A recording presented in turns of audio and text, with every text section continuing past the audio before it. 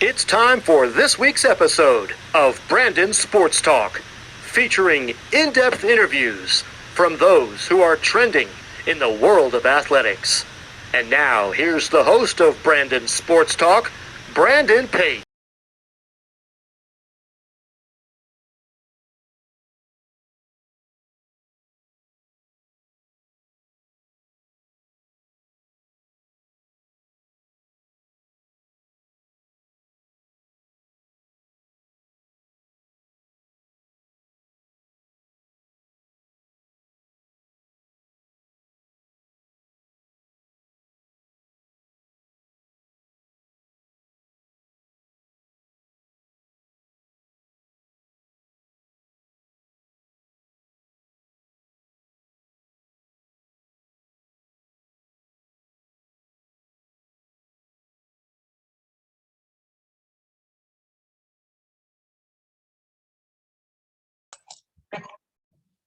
Welcome back to Brandon Sports Talk. In today's episode, I have the privilege to interview the USA's track and field disc golf thrower, Jessica Heims. How are you doing today? I'm doing well. Thank you very much. Can you talk about how you knew that you wanted to get into professional track and field? Yeah, absolutely. In my mind, I always was going to continue being an athlete for as long as I could. And going through college, the further on I got, the more I realized I could become a professional. This could be something I do full time, as a career of sorts. And it was really scary as I got on to my junior and senior year of college, thinking, oh man, this is coming up. This could be my actual future. But I just sort of balanced the decisions of if I wanted to continue academics or if I wanted to balance both or just go straight athletics. And I'd been being an athlete and a student for many years, juggling both. And finally, one day it hit me that I wanted to just be an athlete while I could. Not everyone has the opportunity to be a professional athlete. So while I have the opportunity, I'm going to do it. And I've been loving it so far. It's been amazing. What was it like, obviously, getting started at such a young age of 10? Yeah, I'm so grateful I found the love of my field at such a young age. Beforehand, I had tried out all the other sports that kids do, but when I ran to track and field, I found that it was a sport I could really focus on myself and my own improvement. I didn't have to worry about whether I was letting down a team. What my teammates were doing, I could focus on myself and the clock, and then myself and the measuring tape. And so finding that individuality I could have in that sport, I just fell in love and immediately said, I don't want to do any other sports. Track and field is my thing. And I've been basically just track and field ever since. I've been very blessed to find it at an early age. What was it like going to North Iowa to compete in track and field on the college level? It was an honor. I wasn't sure while I was in high school if I would be able to compete collegiately, and not every Paralympic or para athlete is able to do that.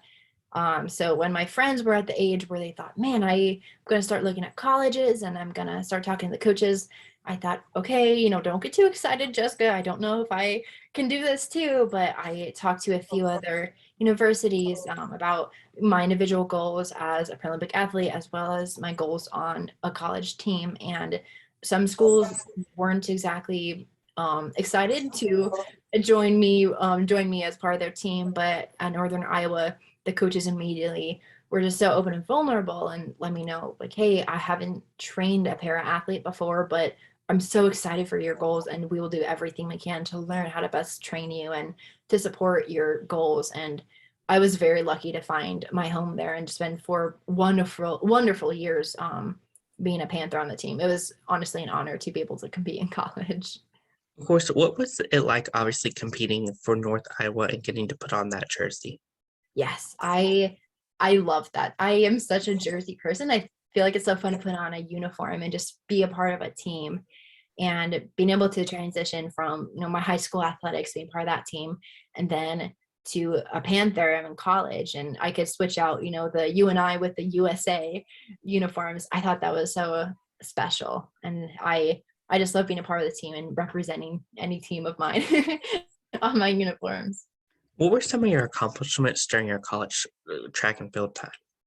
Yeah, so I competed there for technically only 3 years because my junior year of college was COVID. So that was all taken away. But my second year, probably my biggest mark, I hit a world record at one of the UNI meets. And so I was able to throw it in my UNI uniform, which was amazing. And I was able to be around my other Panther teammates who had helped me the past 2 years get to that point. And that was a huge accomplishment for me. And then the following year I was put on scholarship, which I don't remember exactly what the title was, but I was the first, I think, female leg amputee in my sport to have a scholarship for a college program, which was super exciting. That was just an honor to kind of lead the field in that way and kind of pave the way for more athletes that are going to have that same opportunity coming behind me. Of course, what was it like, obviously, balancing going to college at North Iowa and also being a part of the U.S. track and field team? It's a lot of balancing.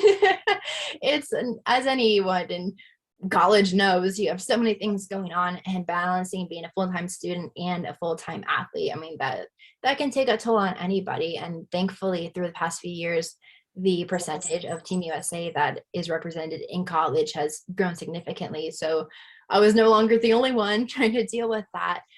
Thankfully, my coaches, both with USA and at Northern Iowa, were so accommodating. And my entire school was really rallying around me all 4 years that I was there. So I never had a problem with a professor when I told them, hey, I have to jet off for a meet with Team USA for a few days. I might miss some class. So they were all so accommodating. And I was really blessed with that. I know not everyone's experience is that way, but I was definitely blessed with a good community support for that. How was it like, obviously, going to your first World Pan Juniors Championship in 2017? Yeah, that was really fun for me. I had a bit of an interesting area in that career where I had started competing against adults, but I was still in the juniors category. And so between 2015 and 2017, I was balancing both, and it was very interesting to go back and forth. But in 2017, that was right after I graduated high school and just a few weeks before I went off to college. And that was a really cool, momentous farewell, sort of, to have that big last junior meet before I went off to college.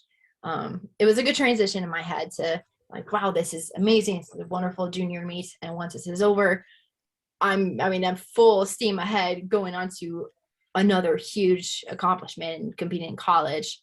I love that meet. I thought it was a very fun way to kind of close up the chapter of junior athletics. Of course, how was it like, obviously, in finding out that you made the Paralympic team in 2015 to go to Rio? Yes, it was phenomenal. I found out a little differently than some athletes found out. I was actually at school. I was on my first or second day of my senior year of high school. And my parents actually got the call from the coach who had informed them that I had made it on the team. So they actually came to my high school and pulled me out of class, which I was thinking, oh my gosh, this is the first day of my senior year. What do I do? Why am I being called to the office? And then they told me, and we all just bawled and cried, and we're just jumping up and down the hallway. And I had to rush like a week and a half later to get down to the games. It was a very fast turnover, but the whole thing honestly just felt like a big dream. It had been something that I'd wanted for so long, and it took me a while to really have it sink in that, man, I am here, this is my uniform I get to wear in the games. There is the lane I'm going to run in, the same lane that Usain Bolt ran in, that's the ring I'm going to throw in. It was really cool and surreal to, have that reality sink in. Of course, in 2016, when you were in high school, what was that like, obviously, going to the Paralympic Games the first time and being so young and not even going through college yet? It was a very interesting experience.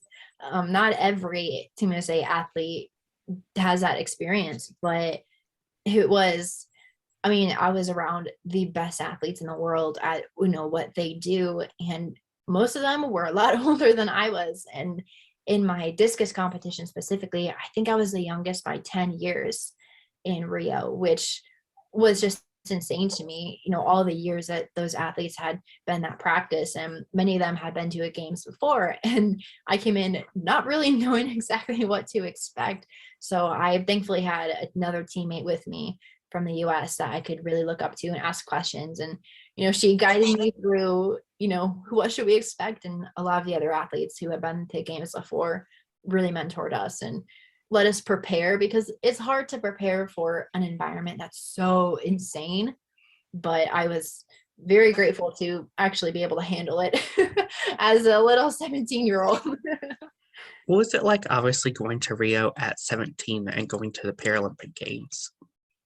It was, yeah, that was something even looking back, I wonder, how did I do that? That was insane. I don't think a lot of 17-year-olds can handle sort of the pressure. And that was a lot that I didn't know if I was going to be able to handle. But honestly, when you're so invested in your own sport, you just sort of turn a flip and go, okay, it's time for me to, get into competition mode. It doesn't matter that I'm standing next to the world record holder. It doesn't matter what they're throwing, what they're running. I know what I can do, and I'm going to show up and do it. Of course, after your time at Rio and going into college, what was that like, transitioning from being a Paralympian and competing to going into college and having that under your belt? Yeah, it's always very interesting trying to come back from an event like that. The environment is so crazy, and you almost have a not about out of body experience, and then you come back to school and think, okay, I'm just a regular student now. I need to do the homework. I need to do all the stuff just same as everyone else. I have to trudge my way to the 8 a.m. So it was interesting, but I think it really helped set me up for some independence in college. With the meets I went to, I would usually go separate from my parents, and I had to learn responsibility. So thankfully, going into college, I'd had that moment where I knew what to expect being away from my family for the first time, and I could sort of prepare myself a little easier. And it also helps preparing for competing collegiately, because when you go into college athletics, you're no longer the best person. Everyone else there was also the best of their best. So I think that really helped me. How did, obviously, your time first as a Paralympian obviously helped you into your college time competing on the college level? Yes, it definitely helped me. I mean, like I said, I've had experience with huge crowds and lots of pressure. And so I knew how to not only handle the pressure, but also I knew how to compete against people who were better than me. Some athletes that go into college, they always won conference and state, and they were always the best. And so they didn't often run across people who would challenge them that directly. So you might get to college and you think, okay, whoa, everyone here is super good. So that can be a bit of a hard transition for some people, but I had some experience with that, and it made me really thirsty for more competition and to have that push and that drive to get better. So it definitely aided in my transition and my preparation for college sports. What was it like, obviously, preparing for this previous Paralympics going to Tokyo? Yeah, preparation for Tokyo was obviously a bit different, with the pandemic postponing it a year, and then the majority of us lost our facilities, and so we couldn't prepare in the same way. That was a very unique experience for all of us, and one that I don't think anyone ever wants to have to repeat again. But thankfully, with the rise of accessibility of online connections, all of our teammates had ways to communicate with each other and to say, hey, how are you training? We don't have access to a throwing facility. We can't go to a track, and not every amputee has a running blade that can go on the street or on the grass. How are you running? How are you weightlifting? What's going on? So we had good communication with that. And on top of that, my community here is amazing. And I had some people donate some weights and some training objects for me. So it was a very unique experience. And thankfully that is over, but the preparation was, you pushed a lot of us. I think by the time the games came around, we were all so ready to just get out there and absolutely demolish competition. Of course, how was Tokyo different than Rio, and after obviously having a few years out of college? Yes, it was definitely a different games. The the Rio Games were controversial, and then Tokyo was also controversial. So I like to say I chose the two most interesting games I could have gone to. But Tokyo, just in terms of it obviously being delayed, and then with COVID regulations, that was a different in-village experience for a lot of athletes. But on top of that, there was an amazing support from the community. I know that the whole country of Japan went through a lot trying to make the games happen, and we were all so grateful. And we tried to really show it to everyone, all the workers, all the volunteers, and in return, they were so amazing and warm and welcoming to us. And the culture of Japan, I had never been to Japan before, but the culture was so amazing, and I just fell absolutely in love with it. So it was a very, very easy games to love. What was that feeling like the first time you got to put on the Team USA jersey? It was insane. It was insane. I first got one for a Worlds back in 2015. I got like an old London jersey, and then I remember when I first got my own one for Rio, I got the suitcase in the mail, and I got to go through all of the uniform parts, and I think got 2 or 3 different sets of uniforms, and my family had a whole just try on montage. I was trying on all of the uniforms and everything, and I think I wore it for a good half hour just standing there in the uniform thinking, this is really cool. This is so cool. Of course, what was that feeling like when you got to put on that Paralympic jersey and have the rings on you? Yeah, it's an honor. I love wearing the Paralympic symbol, the ajitos, they call them. I think it's so cool to represent that and, you know, be a part of the amazing international community that I love so much. It's an honor. How is it like obviously going to Tokyo and obviously getting to compete? It was an amazing experience. I said I love Tokyo so much, and I was able to go there with so many beloved teammates. And not only that, my entire community support of family and friends back home, they were all watching my competition, and to be there, even though I had to be without them over in Japan, I knew that they're all rallying behind me. So that made every hard moment away from them just a little sweeter. What was it feeling like obviously standing beside the Paralympic ring statue, knowing that you made it to the Paralympics for the second time?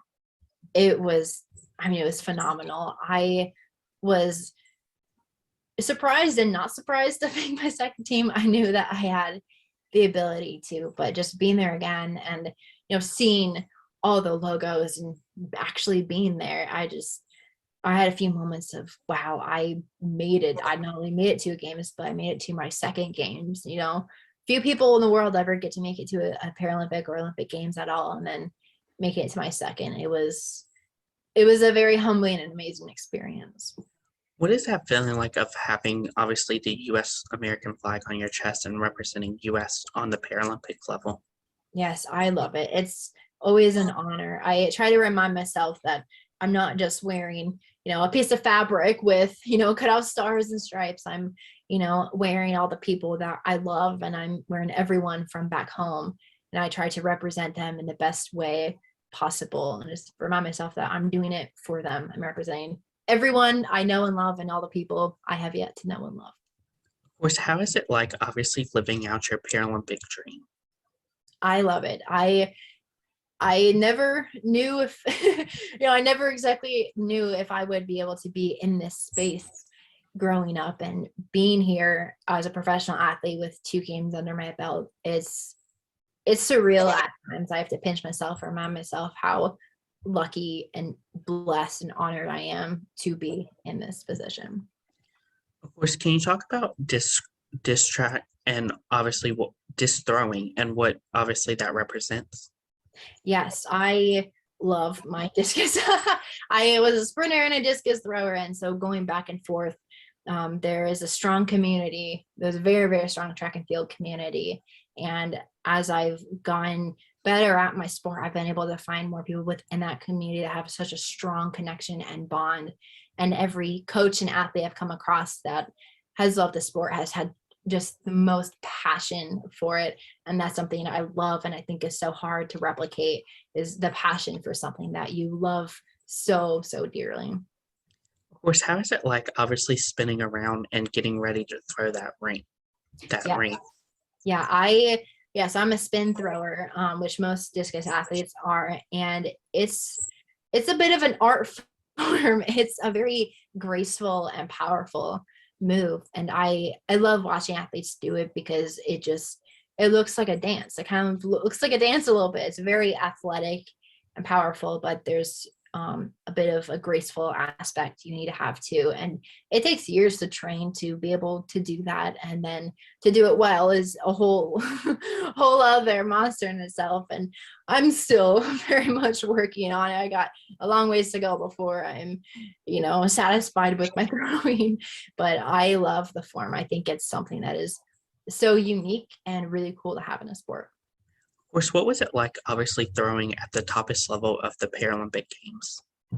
Yes, I love being able to throw with the best of the best. I think it's something that is sort of awe-inducing and a little scary at times because when you have athletes from around the world that are the best of the best, you see their name online and you read their stats, and then all of a sudden you're face to face with them. No, that is the person I have been following for years. That is, my biggest competitor. It's kind of crazy to face that, but I've been able to befriend some of my competitors, and they're just the sweetest people. So it's almost like getting back together with your friends and throwing with your friends at competitions, even though they're your competitors. You love to see them succeed. What are some of the things that you've learned, obviously, doing this sport? I have learned a lot, a lot about myself and a lot about others. And one thing that's just really stood out is the passion that people have. I think when you find something you love, you can do a lot with that. I think some people try to find what they're good at and find passion in that. And for me, I had to go backwards with that. I had to find something I was passionate about, track and field, and then try to be good at it. And I was not very good at track and field when I started. I was horrible. I always came in last, but I loved it. And I had the passion for it. And that passion pushed me farther than any natural talent could have. What are some of your favorite memories and moments competing for US on the disc throwing? I think my favorite moment of all time was actually in Rio. My family was able to come watch me compete, but for a week or 2 weeks, I had to be apart from them while I was in the athlete village with Team USA. And there was one day where we met up before competition in the stadium. And the first moment that we made eye contact across the stairs and first saw each other the first time, it was like a movie. We were slow motion running to each other and just hugging. And that really solidified in my brain that I am here. I'm at the games. I'm here to compete against the best of the best, and I can do it by representing my family. What are some of your game day routines and rituals like? Yeah, I am an athlete that doesn't really have a lot of rituals. I have always been that way, just so I know if something pops up last minute, I won't be freaked out. Like, oh, I didn't do this an hour before competition. So I'm not very rigid. I'm pretty flexible in my routine. But before a competition, I always pray that I just remind myself that my value is not in my throwing. My value is not whether or not I do good or bad. So just pray for guidance with that. And then I remind myself a piece of advice that my coach told me way back, I think like 7 years ago, he first told me, he said, don't try to throw far, try to throw well. And that has brought me through a lot of meets. Of course, how does it feel to have Paralympian behind your last name? Yes, it's an absolute honor. I think that's something that's so cool to have as a title. And, very few people get to have that title. So for me being able to carry that, I carry that very, very proudly and with a great amount of honor and respect. Of course, are there any accomplishments you've had during your time as a Paralympian? Yes, I most recently set a world record, and I originally set my first world record in discus back in 2019.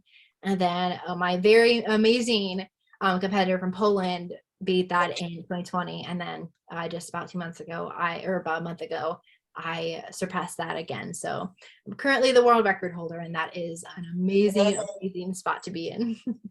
Of course, what is that feeling like when you set the world record for the first time and then broke it again? Yes, it was pretty surreal. My first time breaking it, I had no idea that I had thrown so far. It just felt like a very natural throw. And so I left the ring and the announcers announced what the distance was, and I just stood there and I thought, are you sure? Are you sure? Like, you need to remark that? Are you sure that was right? But my teammates came up and ran up to me and hugged me, and then I broke that record multiple times throughout that 2019 season, and that was really cool. It was amazing to be at a spot where I had so much growth in that season. Of course, during your time as a Paralympian at 2 Paralympics, did you ever receive any medals? At the games, I did not. I received a gold at the Parapan in 2019. What was that feeling like of getting to put on that Pan American Games medal? It was amazing. I think every athlete dreams of being on the podium and hearing your anthem and knowing that your flag is the one that is being raised in the center. That was really cool for me. And not every athlete gets to experience that. And so experiencing that at that Parapan Games was really cool. I loved it. Who are some of your most influential persons in your career? Yeah, there are so many athletes, both in the Olympic and Paralympic side. Allison Felix, most recently, she has been super influential on the able-bodied side, and particularly for women and mothers. And then on the para side, we've had just so many athletes trailblazing, even in the past 4 or 5 years. So many records have been broken, so many new trails have been blazed, like we did in college. And so there's so many athletes. I genuinely cannot name them all because I think everyone on our team has done something to, make a way for everyone else that's coming behind us. Of course, who are some of the people that you look up to in the community of track and field? Yes, I have so many. Some people from way back when, Steve Prefontaine, he is an iconic American track athlete. And then, and today, Allison Felix, who I mentioned previously, she's someone who's done so much for the sport, and she's been around almost seems like forever. She's been around for so long. And so seeing her finish her final season this year is it's amazing. It's really cool to see her progress and to have her close out an amazing career.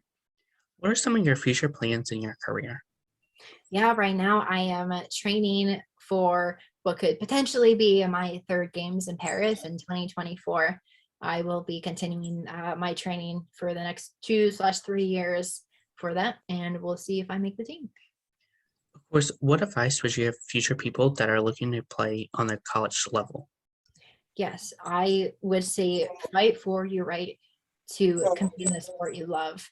You can compete in so many different ways. Not all of them have to be on a college team, but if you have passion for your sport, that will take you far.